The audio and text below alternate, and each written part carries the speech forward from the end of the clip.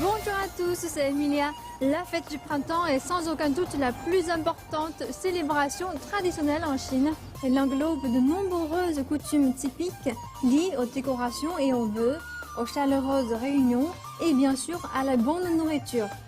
Sur les tables de ces festivités, on retrouve non seulement les grands classiques, tels que les raviolis ou le gâteau du Nouvel An Niangao, mais aussi une grande variété de plats qui diffèrent d'une région à l'autre. Beaucoup d'endroits ont ainsi leur propre rite culinaire bien spécifique, toujours observé aujourd'hui. Dans cet épisode de Secrets de Chef, nous nous dirigeons vers un restaurant du Hunan pour découvrir ces traditions gastronomiques de la fête du printemps. Bonjour Chef Tao. Bonjour. Votre restaurant est vraiment populaire. Eh bien aujourd'hui, je viens ici avec une mission. Ah bon? Je voudrais trouver quelques plats de la cuisine du Hunan qui conviennent bien au Nouvel An chinois. Pas de soucis, ça tombe bien, j'en ai préparé quelques-uns. Super, j'ai hâte. Après vous.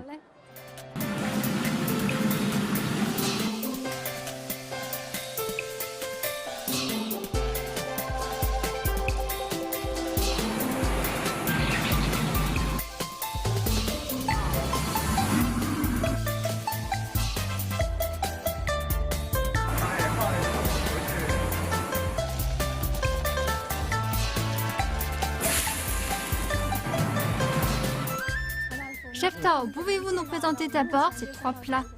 Voici 3 spécialités de la cuisine du Hunan. Ce sont aussi des plats incontournables de notre établissement. Le premier est le célèbre poulet Dong'an, dont l'origine remonte à la dynastie des Tang. Des Tang, il y a donc plus de 1000 ans. Exactement. Selon la légende, 3 marchands sont arrivés à une heure tardive dans un restaurant dans le Hunan. Il ne restait donc pas grand-chose en cuisine. Le chef n'avait pas d'autre choix que de tuer de poulet. Il a ajouté des piments et d'autres condiments que l'on trouve souvent dans la région. Il a fait sauter le tout avant de cuire à l'étouffée. Donc le chef a concocté ce plat avec ce qu'il avait sous la main et il a perduré jusqu'à aujourd'hui. Voilà. Quelles sont ses particularités? Il est tendre et plein de saveurs, à la fois aigre et pimenté. Voilà ses caractéristiques principales. On a revisité la recette à plusieurs reprises. On utilise maintenant des cuisses de poulet avec la peau. Après avoir désossé, on coupe la viande en lanières. Après assaisonnement, on ajoute de l'amidon. Quand la viande a bien mariné, on passe à l'étape suivante, la friture. On retire la viande quand elle est à point.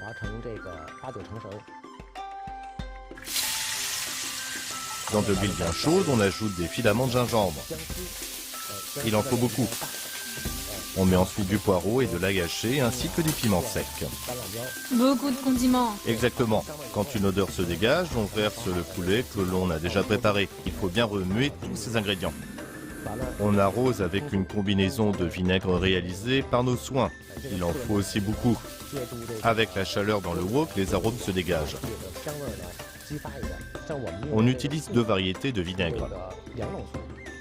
Le vinaigre blanc de riz du Hunan et le vinaigre de riz de Beijing. On les mélange.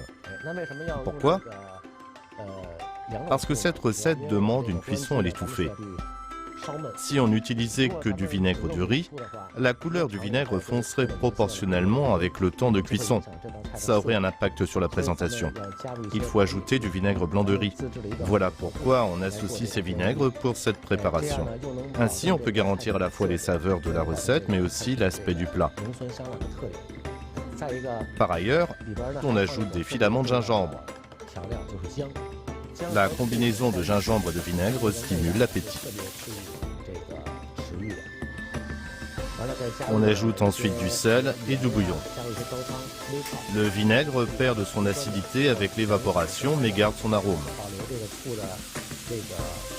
On réduit la sauce à grand feu. Pour finir, on épaissit la sauce avec un peu d'amidon liquide. Avant de servir, il faut arroser une nouvelle fois d'un peu de vinaigre. La chaleur résiduelle renforcera son arôme. On ajoute aussi des filaments de gingembre frais qui enrichiront les saveurs de la combinaison avec le vinaigre. Pour finir, on saupoudre de poivre moulu qui donne au plat une sensation anesthésiante. Les saveurs de ce plat sont donc très riches, inoubliables pour ceux qui y ont goûté. Alors, je vais prendre un morceau de poulet Dong'an. Le poulet a un goût bien prononcé. La sauce est épicée, acide et épaisse. Je pense que c'est sa cuisson complexe qui permet de garder cette texture suave. Comme le chef avait dit tout à l'heure, le poulet a d'abord été mariné pendant très longtemps, ensuite poêlé avec plein de condiments et puis cuit à l'étouffée. C'est bien de la viande de cuisse de poulet? Oui. Dans la recette traditionnelle, on utilisait aussi cette partie? Très bonne question. À l'ancienne, on utilisait un poulet entier cuit. Quand j'ai débuté ma carrière dans ce restaurant, on cuisait des poulets entiers dans la marmite. Ensuite, on les désossait, puis on découpait en morceaux. On utilisait de la viande déjà cuite. Le goût était différent car à l'époque, on utilisait des poulets élevés au sol. La viande n'était pas aussi tendre que maintenant. Ce qui explique le choix de cette partie du poulet, elle est plus tendre. Tout à fait. C'est donc une recette revisitée. Il ne faut pas oublier que c'est une recette qui date de 1000 ans. Elle a forcément été améliorée au fil du temps. Par exemple, on disait tout à l'heure, ici, dans ce restaurant, ils n'utilisent que des cuisses de poulet, mais pour rester dans la tradition, on devrait mettre une poularde entière. Or, on le sait déjà, la cuisine n'est pas figée. On peut tout à fait s'amuser en s'improvisant. Le plat au milieu est une tête de poisson au piment rouge haché. Quelle belle couleur! Ce plat est parfait pour les réunions familiales lors du Nouvel An. Il symbolise l'année qui commence dans l'aisance et la prospérité. Regarde-moi cette couleur. Il y a une couche de piment rouge. Vous avez préparé les piments selon une méthode particulière? C'est une préparation de piment haché. C'est-à-dire que l'on a coupé les piments en morceaux? Exactement. On y ajoute ensuite du sel, de la colle et on laisse fermenter. Combien de temps dure la fermentation? Une semaine à température ambiante, à savoir une dizaine de degrés Celsius. Quand la température est plus élevée, ce processus doit être plus court. Inversement, le temps sera plus long. Après fermentation naturelle, vous avez un goût aigre pimenté. Le piquant a une légère note acidulée. Vous avez aussi l'arôme des piments frais. C'est ainsi qu'on prépare la sauce de piment haché. Ensuite, on doit assaisonner une nouvelle fois avant de la verser sur la tête de poisson et cuire à la vapeur. On utilise de la carpe à grosse tête?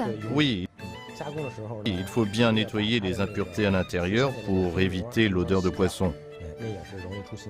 On coupe la tête de poisson et on la prépare avec des assaisonnements. On ajoute du sel, du poireau, du gingembre et du vin de riz pour enlever l'odeur désagréable de poisson. Après cette étape, on la met dans un récipient et on la couvre de sauce de piment haché. On ajoute du bouillon pour plus de saveur. On fait cuire jusqu'à ébullition. Quand ça bout, on met le couvercle. On fait mijoter, la vapeur aide aussi à cuire le poisson. Dans d'autres restaurants, on cuit simplement à la vapeur.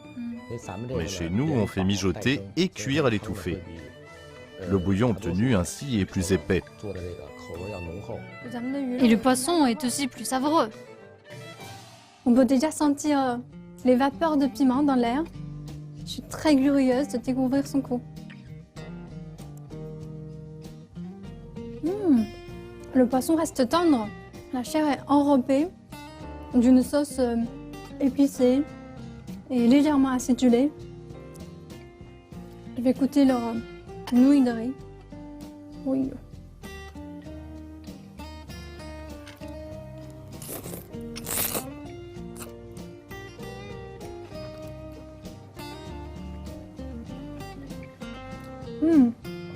C'est plein de coups. C'est bon. Je pense que ce plat est fort, chaleureux et attirant, tout comme les habitants du Hunan. Et ça pique. C'est pas comme les plats du Sichuan qui sont piquants tout de suite en bouche. Là, le goût pimenté arrive doucement. Les nouilles de riz sont-elles faites maison? Le bouillon est très riche. Nous voulons en faire bon usage. Après que les clients ont fini le poisson, ce serait du gâchis de jeter le bouillon. On a donc pensé à y mettre des ingrédients pour qu'on puisse le savourer après le poisson. C'est ainsi que nous est venue l'idée d'y ajouter des nouilles de riz, car elles ont un goût spécial. Lisses et agréables, elles absorbent bien les saveurs du bouillon. Nous avons effectué un essai, ça a été un succès. Après la viande tendre de la tête de poisson, une bouchée de nouilles de riz lisse imprégnées de bouillon, c'est vraiment un... Ça donne un sentiment de satiété. Voilà, c'est très plaisant. La tête de poisson est riche en saveurs avec des parties moelleuses et ça fond dans la bouche.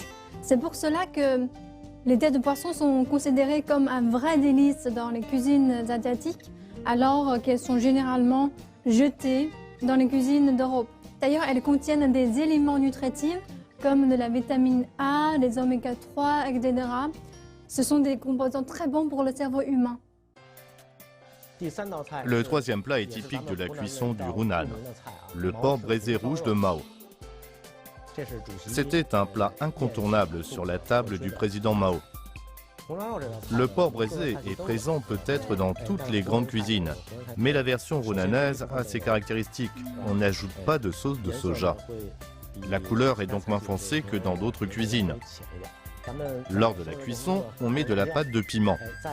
On fait aussi caraméliser la viande. On choisit une viande avec 30% de gras et 70% de maigre. On la coupe en cubes. On frit d'abord dans l'huile pour fixer la forme. On chauffe ensuite du sucre dans de l'huile et on fait sauter la viande de sorte que le gras sorte un peu. On ajoute ensuite de l'anis étoilé, du poireau et du gingembre, sans oublier 2 pâtes de piment. L'une de fèves de piscienne, l'autre est une sauce piment tomate du Hunan. De la première, on obtient l'arôme de fèves fermentées, de l'autre, une belle couleur. On fait sauter jusqu'à ce qu'une bonne odeur se dégage. On ajoute ensuite d'autres ingrédients d'assaisonnement avant de laisser mijoter. Lors de cette étape, on ajoute une botte de cive et une autre de coriandre. On garde toutes les racines. Et pourquoi? Car c'est plus efficace ainsi pour enlever les odeurs désagréables. Après 1 heure de cuisson, il faut laisser 2 autres heures pour que le jus imprègne bien dans la viande. Par ailleurs, quand on éteint le feu, le bouillon est toujours chaud. On le laisse refroidir naturellement. Dans ce processus, la texture du porc se modifie pendant que la température baisse. La viande devient plus moelleuse. Avant de servir les clients, on met au four vapeur pendant 1 heure. Les saveurs sont encore plus intenses. Alors, j'ai hâte de goûter ce plat tant attendu, le porc braisé rouge de Mao. Vous savez, le porc braisé rouge est un plat très populaire en Chine. Il est de notoriété publique que le président Mao l'aimait beaucoup. Waouh! Le porc a pris une teinte brune après la cuisson. Il y a une couleur appétissante qui le rend irrésistible. Ça sent vraiment bon.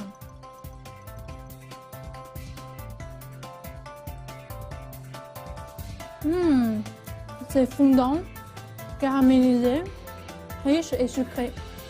Je pense que le grand charme de ce plat réside dans l'union parfaite entre la peau, le gras, la partie maigre et sa sauce qui s'est infiltrée dans chaque morceau de porc. C'est un plat qui procure du bonheur en le mangeant. À vrai dire, le porc braisé rouge fait partie des plats chinois primordiaux à goûter absolument.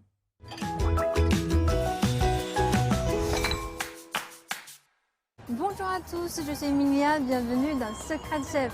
Les raviolis ou jiaozi sont un plat indispensable pendant la fête du printemps, surtout dans le nord du pays.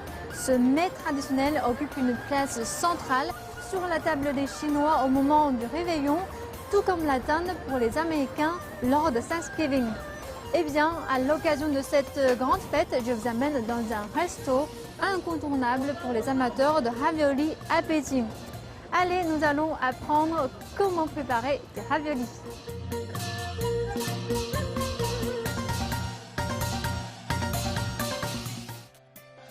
Il est de tradition en Chine qu'on fête les grandes occasions avec un festin succulent. Les coutumes culinaires de la fête du printemps forment une partie inaliénable de la culture chinoise. Elles symbolisent de chaleureuses réunions familiales ainsi que les attentes pour la nouvelle année. Par exemple, on mange du poisson pour souhaiter l'abondance. Quant aux raviolis, ils symbolisent les retrouvailles familiales et le bonheur pour l'année qui commence. Avec une histoire de 1800 ans, les raviolis règnent aujourd'hui en maître aux quatre coins des tables de Chine. Un vieux dicton dit même que rien n'est plus délicieux que le ravioli. Je suis en compagnie de Monsieur Xu, directeur du restaurant de Ravioli Huifeng. Bonjour. Bonjour, bienvenue dans notre établissement. Merci. Tous les raviolis proposés ici sont-ils réalisés sur place? Oui, oui, tout à fait. Tout est fait main. Absolument. On peut visiter? Il faut se changer avant d'entrer dans l'atelier. Par mesure d'hygiène. Oui. Ok. Allons-y. Allons-y. C'est là que les raviolis sont préparés? Oui. Ces professionnels ont des gestes très rapides. Il y a combien de sortes de farces? Plus de 20. Il y en a au porc, au bœuf, à l'agneau, aux crevettes, aux poissons et aux légumes. Quelle farce est la plus populaire? Celles aux 3 fraîcheurs, aux maquereaux et aux crevettes sont les plus populaires.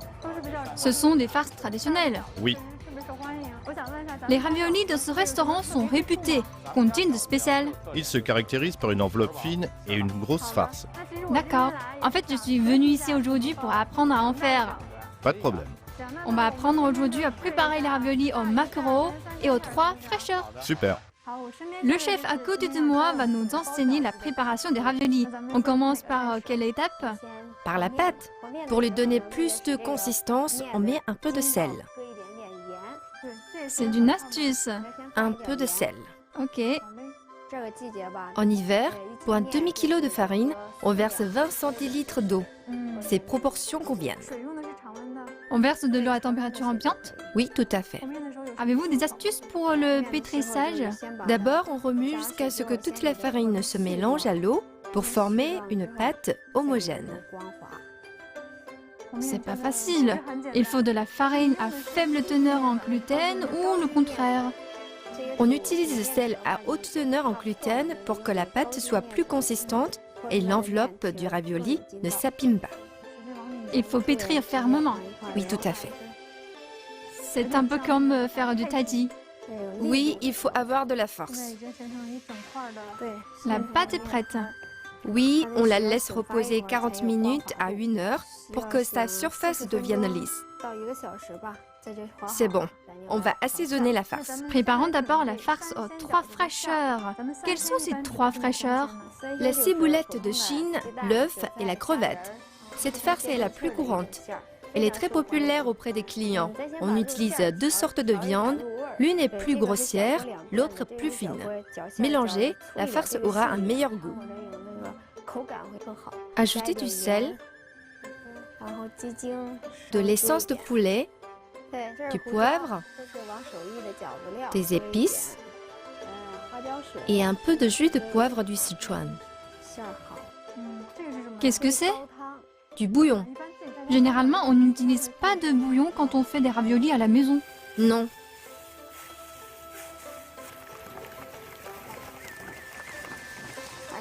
Il faut tourner dans le même sens Pourquoi? pour que le bouillon se mélange bien à la farce. Ça la rendra plus épaisse. Encore une astuce. On souhaite obtenir quelle consistance? On mélange jusqu'à épaississement.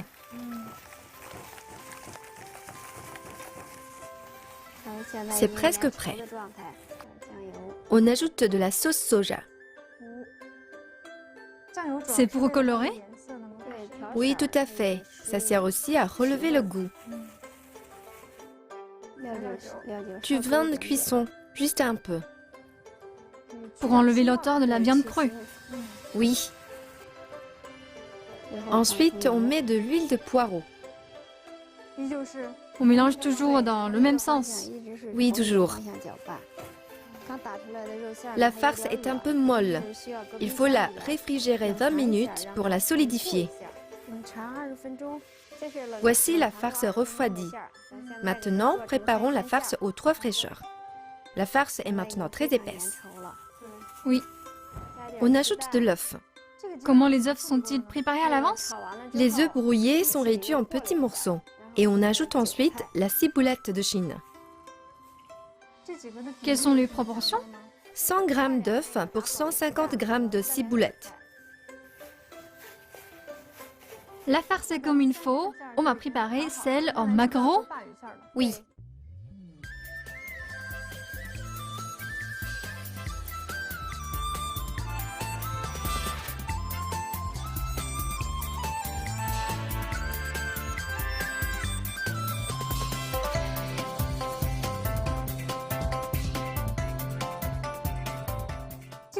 Voici la purée du maquereau qu'on vient de préparer. Que fait ensuite? On la met dans un grand récipient. On ajoute un peu de gras.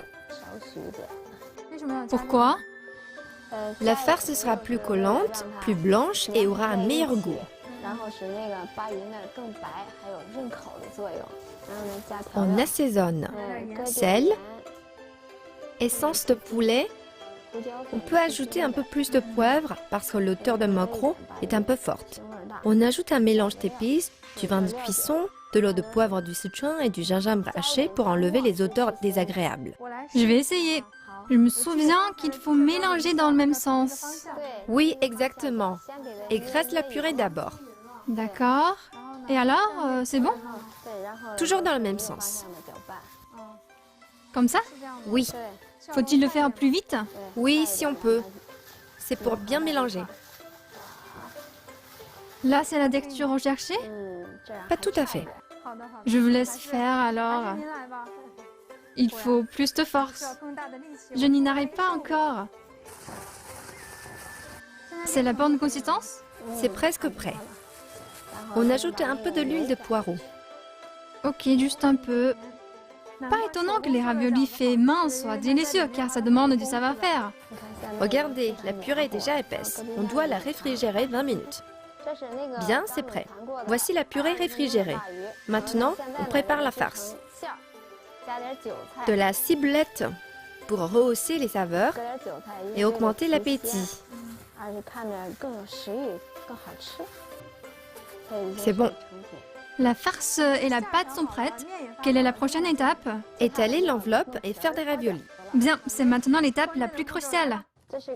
Voici la pâte bien reposée. On coupe la pâte en lanières. Et on sépare en petites portions. Comment faire? Il faut qu'elles soient rondes et de la même taille en vue d'étaler les enveloppes. Je vois. On fait une forme ronde.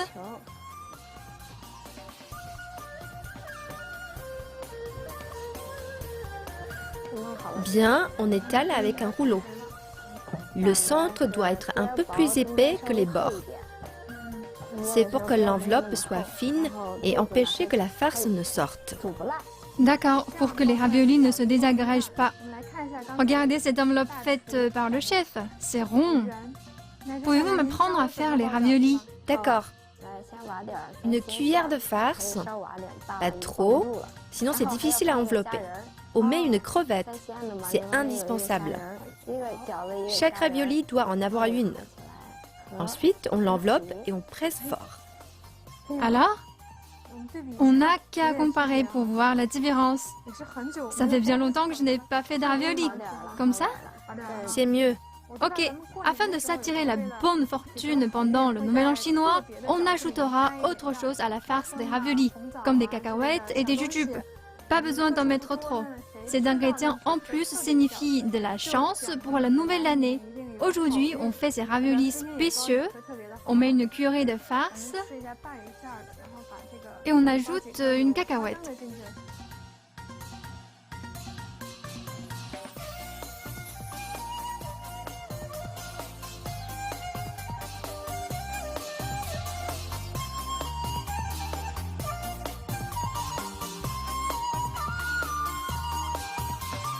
Voici les raviolis qu'on a fait aujourd'hui. Maintenant, on va les cuire.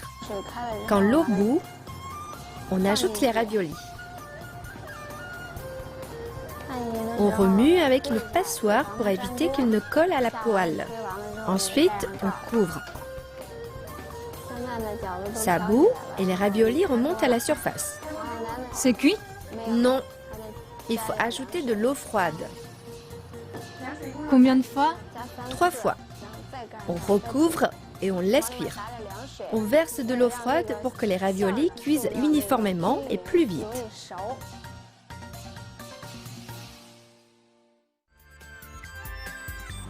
C'est cuit? Oui, Les raviolis gonflent. Ils sont cuits. oui. On les sort. C'est le moment de passer à la dégustation.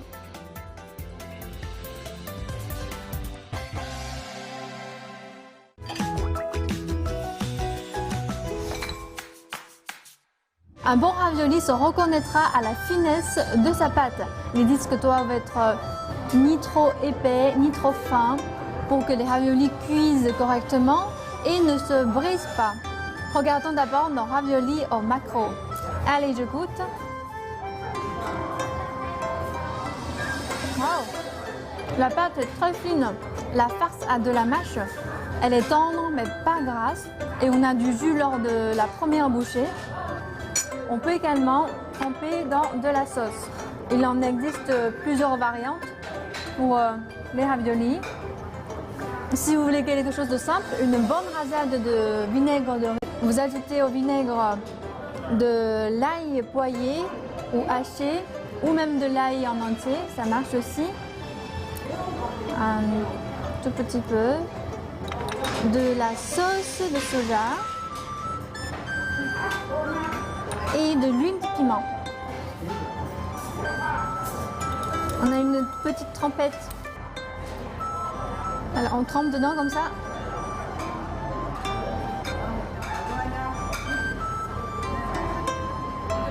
Ah, c'est mieux. Ça assaisonne très bien les raviolis. Ensuite, on passe aux raviolis dont la force est dite aux 3 fraîcheurs. Tu trempes toujours dans la sauce.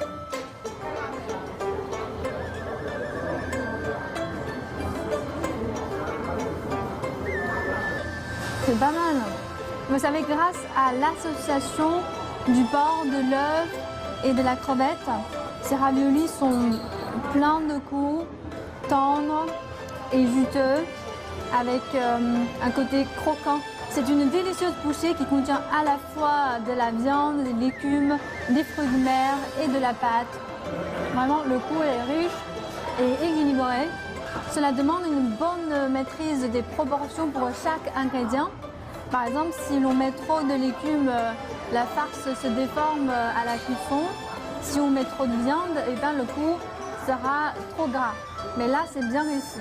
Voilà, nous avons appris la fabrication des raviolis. C'est un plat familial et convivial. En Chine, tout le monde met littéralement la main à la pâte pour leur préparation. C'est aussi pour ça que c'est un grand classique des repas de fête. En fin de compte, quel meilleur moyen de se rassembler que de cuisiner tous ensemble.